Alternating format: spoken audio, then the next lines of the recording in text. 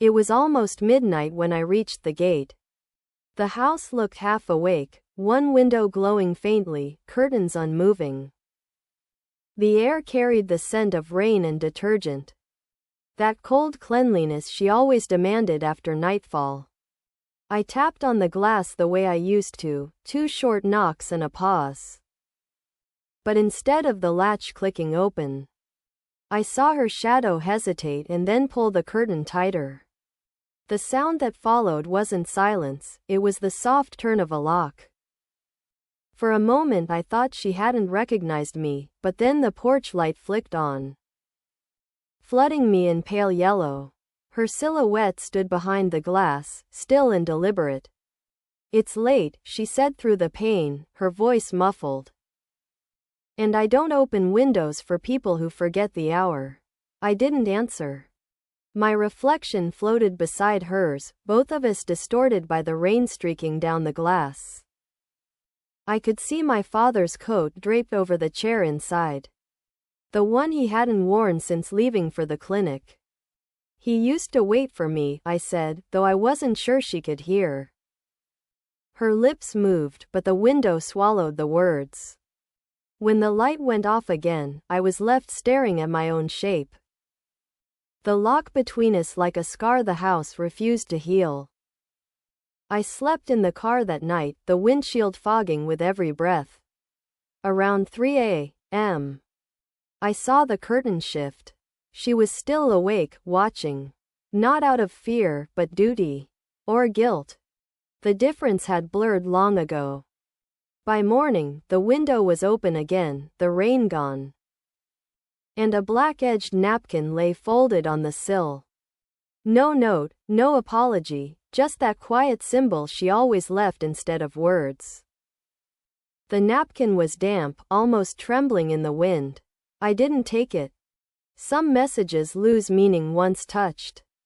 I turned away, and the lock clicked again behind me, soft and final. Like a heartbeat deciding whom it belonged to. The next evening, I returned earlier, before the lights came on. Before she could decide whether I belonged outside or in. The air in Whitlock City carried that sharp chill that made glass breathe its own mist. From the yard, I could see her at the kitchen sink, sleeves rolled up, washing a cup that wasn't dirty. Her gestures were small, repetitive, like penance disguised as routine. I tapped lightly once more, not out of hope but habit. She froze, then turned off the faucet, the sound of dripping water louder than any reply. I waited. Finally, she approached the window.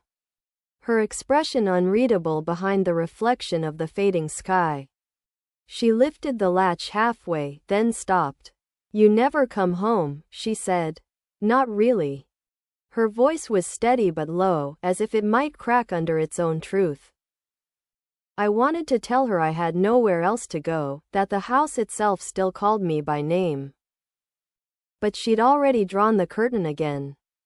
I stood there until the streetlights flickered on and her shadow vanished into the deeper dark of the room. The window remained locked. Yet I could still smell the faint trace of detergent and rain, her signature kind of silence. Clean but unwelcoming. The days blurred together after that. Each evening, I returned later, as if testing the limits of what she would allow. The window remained locked, though sometimes I swore I saw her watching me from behind the glass, waiting, calculating. But there were no words. Just the occasional flicker of the curtains. A momentary breath of air through the frame when I stood close enough. One night, I arrived just after midnight, the rain heavy again. Like the world outside had become a reflection of what lay inside the house. I didn't knock this time. Instead, I stood at the base of the porch steps, staring up at the window, waiting for the brief flash of light to signal that she was there. When it came, I didn't wait for her to make the first move. I walked up to the door, raised my hand to the latch, and pulled it open without hesitation.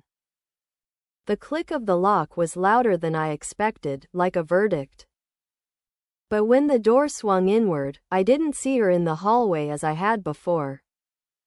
There was only silence. I stepped inside, the air colder than I remembered, and found the hallway empty, save for a note on the table.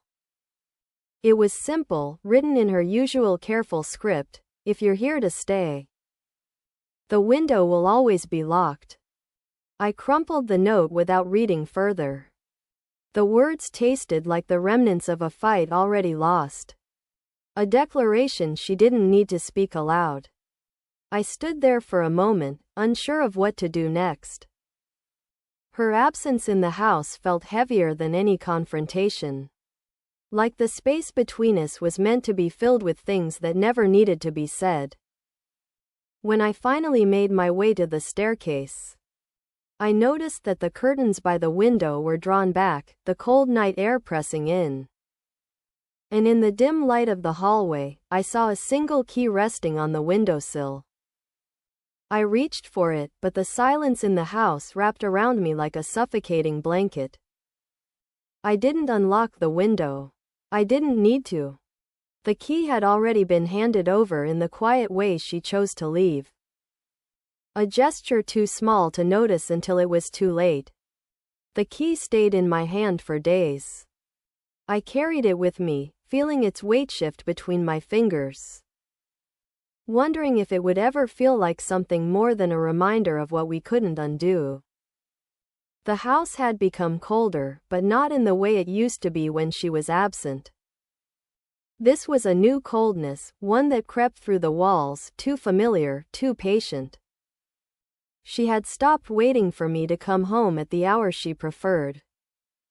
But I could feel her presence in the house like a breath caught just out of reach. I came back late again, the weight of the key heavier now, as if it had been waiting for me to unlock the space between us. This time, I didn't stand at the door. I didn't wait for the flicker of light or the soft press of the curtains. I went straight to the window, as though my body had learned the route through this silence. Before my mind could catch up, the key fit into the lock with a click, the sound echoing through the empty hallway, and I opened the window wide. The rain had stopped, but the air was thick with the scent of something I couldn't place, like dust, like old paper. I stood there for a long time, looking out at the quiet street, wondering if she would appear, if she would come to stand beside me in the stillness. But she never did. The house remained just as it had been, cold and empty. The curtains still drawn back like an invitation that had already been refused. In the morning, when I went down for breakfast, I saw her coat hanging by the door, exactly where it always was, untouched, as though she had only stepped out for a moment. The space around it was neat, organized, everything in its place. But something was different. The window was open. She was gone, but she had left the house like she always did, in silence, locking out the parts of herself she couldn't leave behind. The key was no longer mine. It belonged to the house now, locked away in a place that neither of us could reach. I didn't need to say goodbye. I knew she wouldn't be coming back.